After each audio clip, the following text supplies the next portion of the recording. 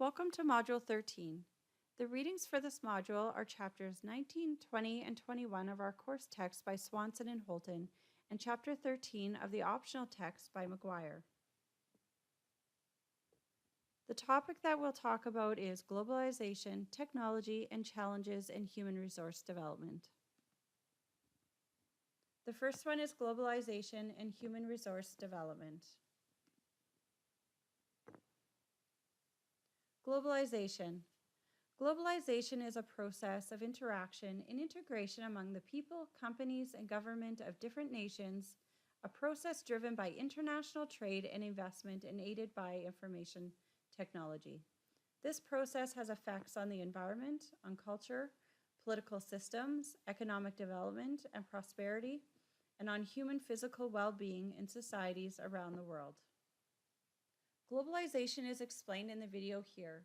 We will watch a couple minutes or so. However, please note that you can click on the video in the PowerPoint provided on the Google Doc at any time.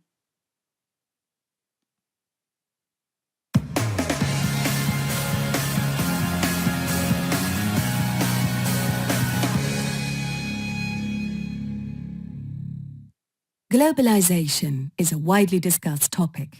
It is therefore not all that easy to explain such a complicated term in simple words. Let's start from the beginning with the background to globalization. Advances in technology, such as mobile phones, aeroplanes, telephones and the internet, have made the growth of transport and communication networks possible. Amongst other things, this means that people and countries can exchange information and goods more quickly and in a less complicated way. This process is called globalization. Globalization comes from globe and means the worldwide coming together of countries and nations. Let's look at an example. Companies used to manufacture products in their home countries, just like the companies Profi TV and Supercolor, who produce televisions in country A. Their products are in direct competition with each other, but both companies pay the same salaries and production costs. They have the same customers, use similar suppliers, and sell televisions at similar prices. In short, the same conditions apply to both companies. So far, so good. Due to technical, cultural and economic developments that have come about through globalization, other companies which manufacture products under different conditions can now offer their products in country A too. That's why a company from country B can sell televisions here at a lower price because they were produced for less. The local firms Supercolor and Profi TV have to react to withstand the competition. And so the world grows closer together, and there is an active exchange of goods between countries. More affordable products are available for more people. However, not only does an exchange of products and economic goods take place, but also of services, knowledge, cultural goods, and even languages. All of these individual elements are closely linked and influence each other. Okay, so like I said, if you'd like to continue watching that video, you can click on it in the presentation and watch the remainder 2 minutes. On this slide, we have a couple of researchers mentioned in our course text with regards to culture and HRD. They published an article together in 2009 titled International Perspectives on the Meaning of Work and Working, Current Research and Theory.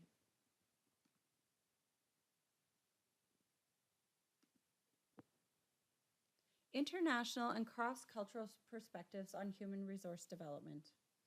The cross-cultural perspective has generally focused attention on the cultural distinctiveness of practices, beliefs, and values shared by a country.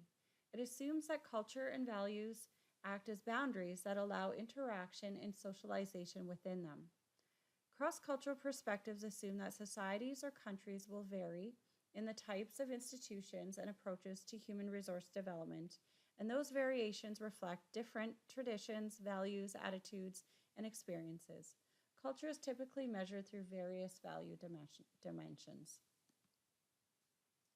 Cross-cultural human resource development.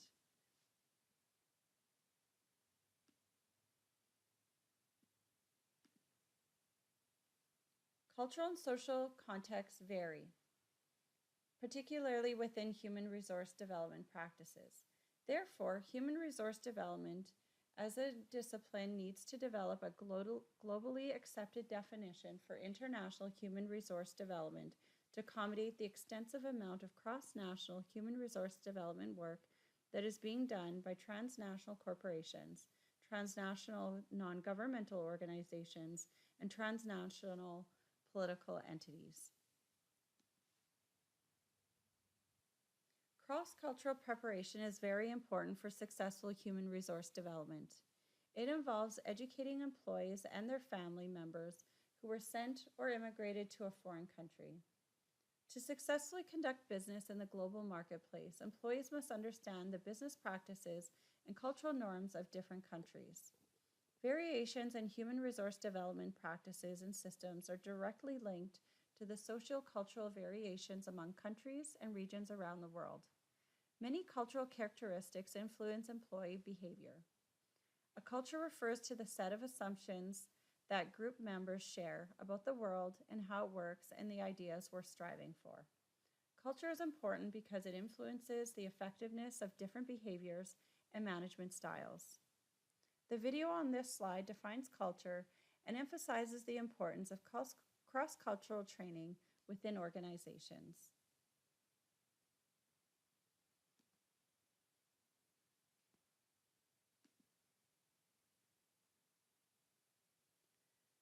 Now we'll talk about the importance of understanding international perspectives in human resource development. Swanson and Holton presented the global toothbrush. It is comprised of 38 components that are provided by 11 production and supplier locations, 10 countries, and 5 time zones. The degree of coordination, communication, and global teamwork needed to accomplish this amazing collaboration, maintain quality and space, and optimize the system on a continuous basis is outstanding. The growth in the global trade environment has impacted human resource development. There are challenges to develop, implement, and optimize human resource systems that reap the benefits of a global orientation. Without effective people development and management, the strategic advantages inherent in international settings cannot be realized. And we must develop and maintain human talent bases.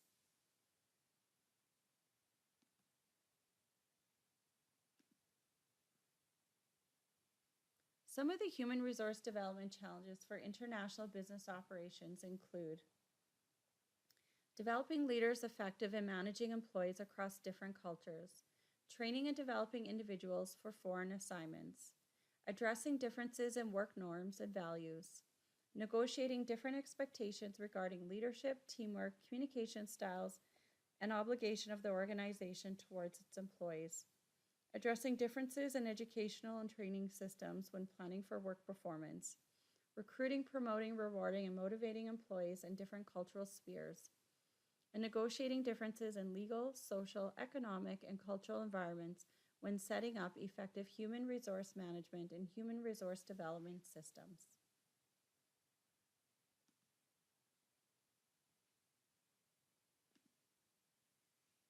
Factors affecting international human resource development work. These include socioeconomic conditions, teaching and learning styles, cultural differences, and constructing the meaning of work. Okay, they talk a little bit about socioeconomic conditions. So socioeconomic differences need to be taken in consideration when we're preparing for working in a different country. While socioeconomic differences still exist, they are less of a concern given that much of the world is on the same economic system and gearing towards capitalism. One of the most important sociocultural influences on human resource development is differences in Western and Eastern approaches to organizational structures, employee motivation, communication, and conflict resolution. Teaching and learning styles. Understanding differences in teaching and learning styles is crucial for the successful design and delivery of human resource development programs abroad. In many other countries, knowledge delivery is the main focus on all levels of education, and students are not accustomed to active learning and participation-based instructional methods. The United States educational system tends to be egalitarian, with the distance between teachers and students not as pronounced as in many other countries. The status of the teaching profession is also an important factor. Debates in classroom and constructivist approaches to learning are not as prevalent in some educational platforms.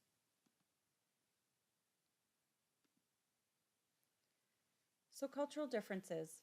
Culture constitutes a group's successful attempt to adapt to the external environment and thus is a shared strategy for survival. National or ethnic cultural values and beliefs play a central role in determining how people behave in the workplace and in the classroom. It is important for an international human resource development professional to understand how national or ethnic cultures differ or are similar. Researchers and practitioners should be aware of the following dimensions of their human resource development work: power distances, individualism versus collectivism, and uncertainty avoidance.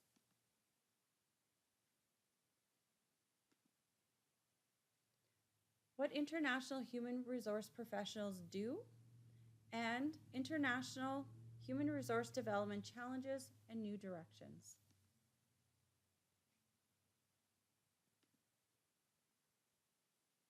What international human resource professionals do? Expatriate training and development. Individual, executive, and management coaching for cultural competence.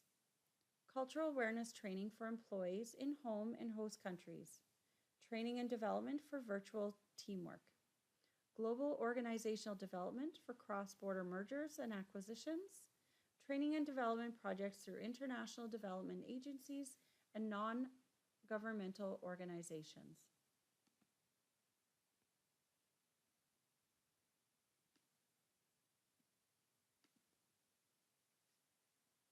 Training for executives and managers preparing for long-term assignments abroad include cultural awareness training, culture-specific training, and skills and development training.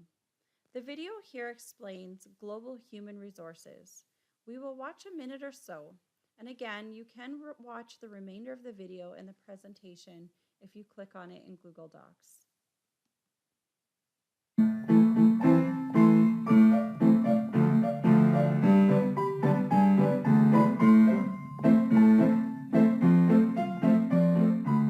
This is Lisa. She works in the HR department at Drive Global. Her job is to manage all the activities that revolve around the organization's employees. A part of the department's responsibility is international human resources management.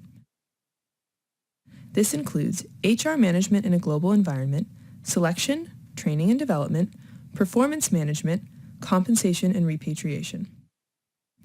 Today we are going to talk about training and development in detail. Training and development activities are part of the way in which Drive Global builds its stock of human resources, its human capital.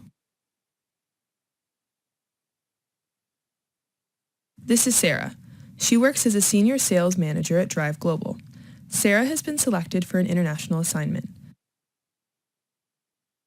The next 3 years, Sarah, her husband James, and her 2 children Anna and Paul are going to live in Forania. People who work and temporarily reside in a foreign country are called expatriates. Training intends to improve employees' current work skills and behavior, whereas development aims to increase their abilities in relation to a future role. One important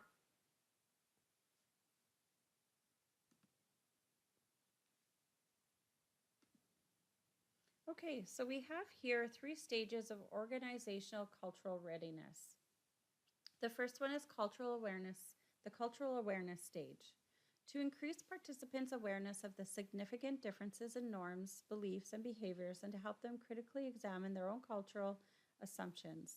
The methods used at this stage include lectures, analysis of case studies, and discussions of movies and books about life in other cultures. The second here is cultural-specific stage. Expatriates are exposed to specific information about the culture within which they will be working. This goal is achieved through lectures, discussions, individual readings of informational materials, and meetings with the host country nationals or expatriates who have worked in the host country in the past. And then there's the skills development stage. So expatriates go through a series of exercises to acquire new skills for effective functioning in different cultures. Training is aimed at equipping the expatriates with a new repertoire of skills for coping with challenges in the new cultural environment. These include cultural assimilations, role-playing, discussions of critical incidents, and cultural immersion experiences.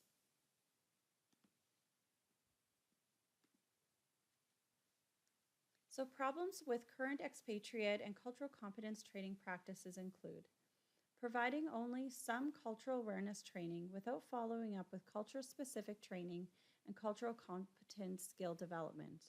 This could result in anxiety about the expatriate assignment. Common mistakes made in expatriate preparation is focusing all efforts on the pre-departure training without providing follow-up during the stay in the host country or post-assignment repatriation and readjustment help.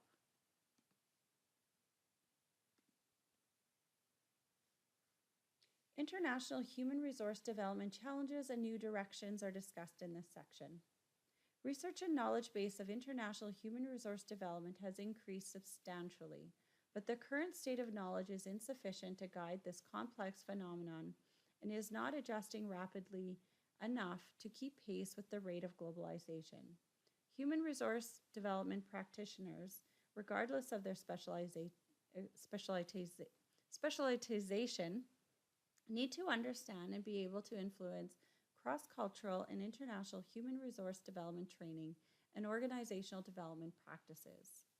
Global operations require radically different organization cultures and new strategies for developing managerial talents. Recognizing culture as an important moderating variable in theories about people and organizations.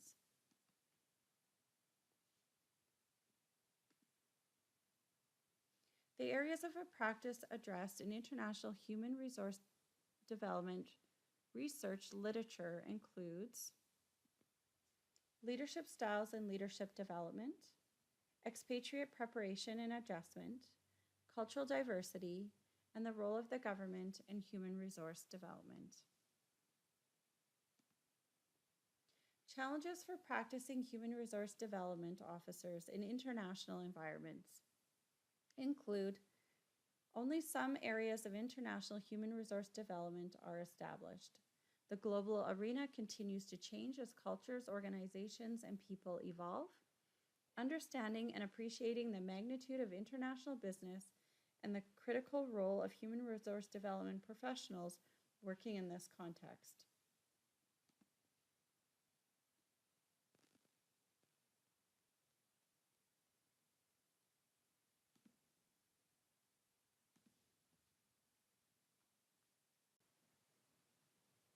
Okay, we've moved on to Chapter 20 of our Swanson and Holton textbook, and we're going to talk about technology within human resource development. Technology advancement has occurred for hundreds of years and has impacted the nature of work and society. Human resources have not been immune to technological changes over the years. The typewriter is one of the greatest inventions for increasing productivity of all times. This invention became paramount to companies' growth due to the removal of the laborious art of handwriting and to quick strokes of the keyboard. We witnessed similar impacts to postal services and processes with the invention of email and the modern computer. While we have lived through the invention of the smartphone, its capabilities continue to increase and become more readily available.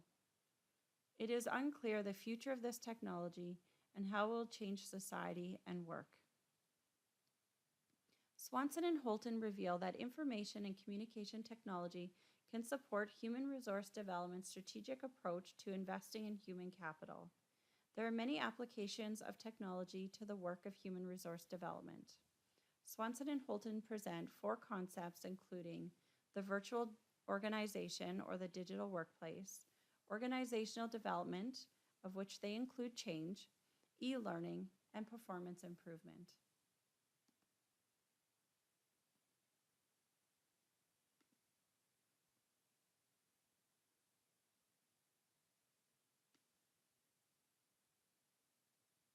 Increasingly, companies are becoming virtual organizations.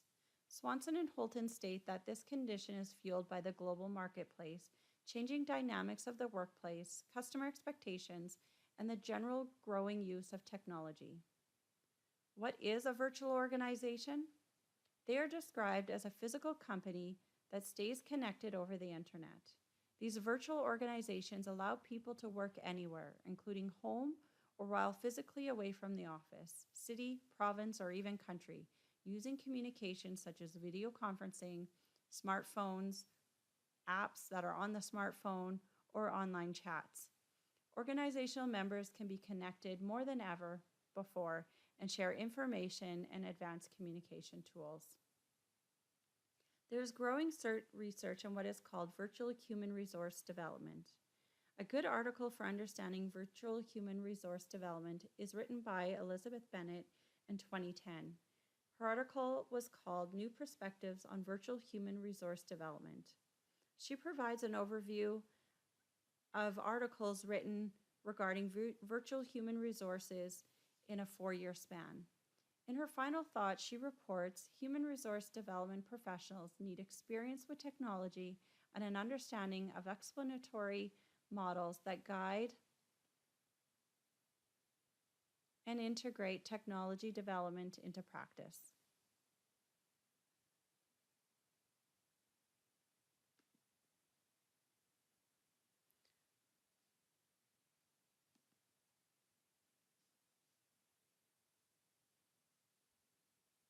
Swanson and Holton report that information and communication technology improves performance of organizations by increasing speed of transactions, enhancing electronic access to stakeholders, increasing interdepartment communications, reducing the cost of data storage, access, and utilization, facilitating linkages among databases within and between agencies.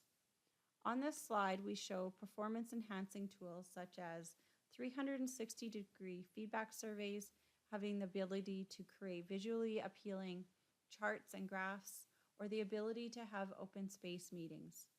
On this slide, we also have a software solution for employee management. Here, let's play 45 seconds of the video and you can see they have a system for access to information and information storage.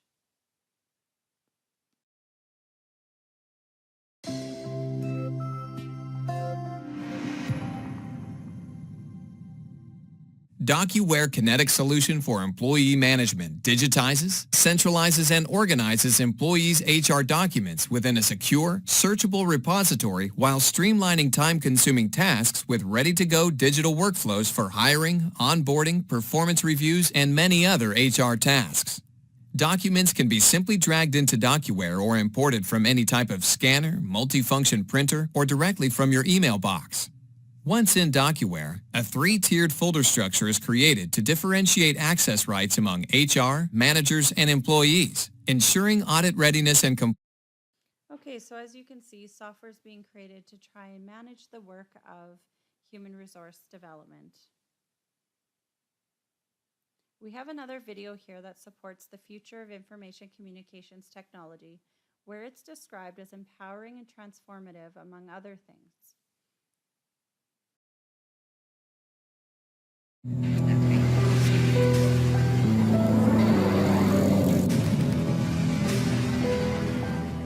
ICTs, or Information and Communication Technologies, are essential for the achievement of the UN 2030 Agenda for Sustainable Development. An ambitious action plan for people, prosperity and the planet, the 17 Sustainable Development Goals aim to eradicate poverty and strengthen universal peace through collective partnerships, promoting economic growth, social inclusion and environmental sustainability. People everywhere can reap the benefits of connectivity. Let us empower individuals with these transformative technologies so that they can advocate and innovate for our common future. Digital financial services lift people out of poverty. Not everyone has a bank account, but many have mobile phones. So again, you can watch the remainder of the video if you like by pressing on it in the presentation. Swanson and Holden caution us to ensure that human resource development professionals aren't limited to software training to ensure that they are part of software implementation across the organization. They also caution us that one must explore options for high technology versus high touch, as sometimes a software solution is not appropriate for items that require a personal connection. Information and communication technology. Information and communication technology is increasingly used in performance improvement projects for individuals and whole organizations. One of the main programs is called Electronic Performance Support Systems. Information communication technology is comprised of 4 components: tools, information, advice, and training. The potential advantages is high for quality and productivity. Examples of performance improvement include integrated software tools, e-guides, scheduling, and monitoring and evaluating projects. Here's another video that provides a good overview of information communication tools available for performance improvement. Hi, let's take a quick look at the different formats and tools that you can use to offer performance support. Mobile apps and just-in-time information go hand in hand. They are an ideal way to offer performance support at the time of learners' need, anytime, anywhere. When in need of instant information, learners are taking to YouTube and other video platforms. You can leverage on this and offer them video and interactive video-based performance support solutions. Learners keep encountering complex situations at work. You can make their life easier through short branching scenarios, helping them practice their way out of tough situations and take decisions in a risk-free environment to bring about application of learning on the job. Animations and illustrations help you say things you would otherwise find difficult to convey. Their innate ability to incite the lighter side in your learners goes a long way in conveying important messages and long-term retention of that information. Okay. E-learning is also a part of information and communication technology. E-learning has many benefits for the organization. If we click on the image in the presentation, it's going to take us to a website that lists some of those benefits. So they have on here, online learning accommodates everyone's needs, or at least we hope so. It can at least meet some needs that maybe haven't been met before. Lectures can be taken in any number of times, so you could rewatch this video as many times as you like. Offers access to updated content. So most of the time we have updated content online. Sometimes that's not the case, and we do worry about authenticity of the content, but in many cases it can be up to date. Quick delivery of lessons. They talk about scalability, consistency, hoping to reduce costs, and then effectiveness of the e-learning program.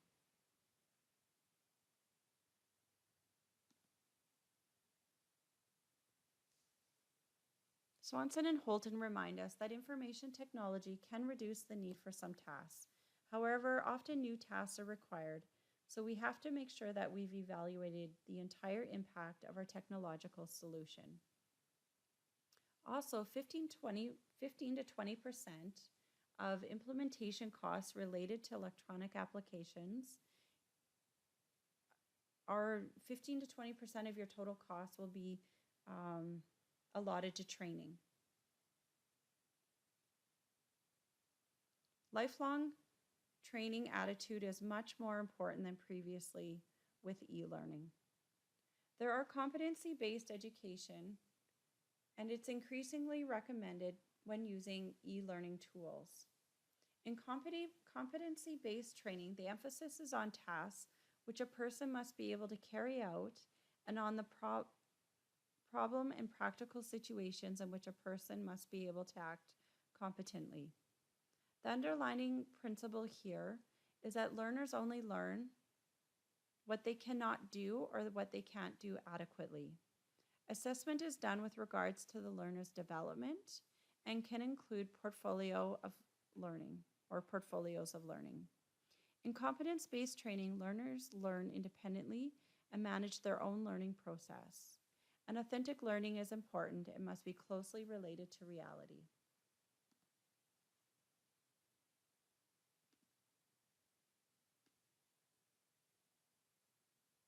Okay, we've got the last 5 slides here.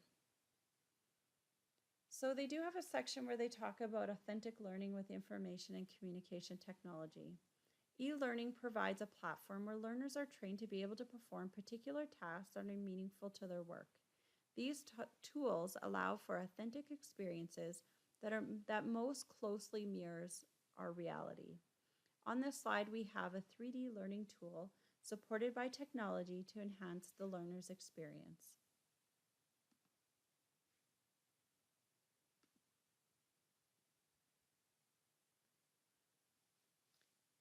So the technology and HRD summary and conclusion include: some people warn us about the use of technology. It might be seen as impersonal. We need to find a balance when we're using technology. Technology is definitely growing, particularly with the internet, and they talk about wikis, Web 2.0, online portals, learning and training is available using video files. And HRD's engagement with technology has different phases. So they talked about the first phase, focusing on developing expertise when dealing with technologies required to produce work and deliver goods and services. The second phase is utilizing informational and instructional and media technologies for human resource development work. Then we move to the third phase, where human resource development professionals are using information communication tools or technology to the work that they do. And they put the control is in the hands of the worker. Swanson and Holton caution us that phases 1 and 2 do not go away as the result of phase 3. They wonder how we'll keep up with technology and add substance, not just pizzazz, and how to develop expertise, not just knowledge, and how to remain human, not just efficient.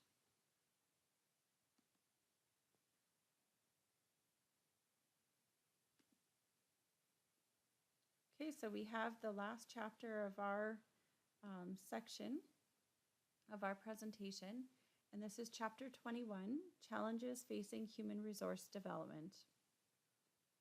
So globalization and technology are two significant challenges for human resource development. Economics is the driving force behind globalization. It is believed that you are not free unless you are economically free, of which leads to intellectual freedom. Human resources development professionals should be knowledgeable about the global economy and the underlying philosophical struggle beneath a free market economy. Swanson and Holton remind us that not all markets are impacted by this philosophy the same. The global economy does persist regardless of culture. We are in a time where nations compete for resources and power.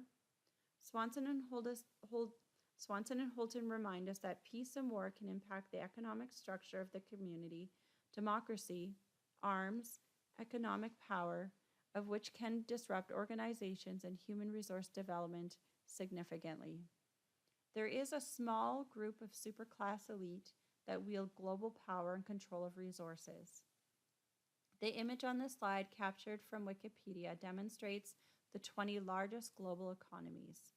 You can see here that the United States and China are amongst the largest economies, with Canada in the top 20 only capturing 2.1% of the total world economy. Human resource development is challenged ethically with globalization, as you can see, with competing interests. Political and economic freedom have proven to be essential to the development of any society. Further, human resource development is critical in building on these opportunities. And then, of course, there's the faster is better. It is questioned whether human resource development professionals can keep up with the need to be better and faster. Historically, human resource development worked towards quality, not speed. It is believed that human resource development has been forced to provide lower quality services due to such demands. Successful organizations use innovative staffing criteria, teamwork, and work environment support. Swanson and Holton state that the organizations must evaluate high-tech versus high-touch needs. We can't forget the human touch that is required in some situations.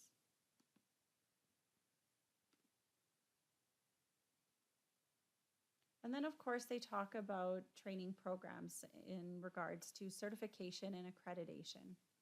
So some are concerned that there isn't a standard for training in human resource development professionals. It is believed that this results in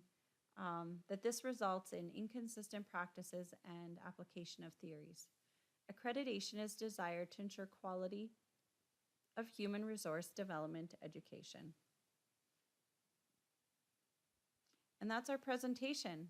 If you would like to go back and watch the remainder of those videos, please do by going back to the Google Doc where the presentation resides and click on the videos and go through.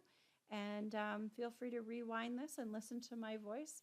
It might just put you to sleep at night. Anyways, thank you so much. Have a good week.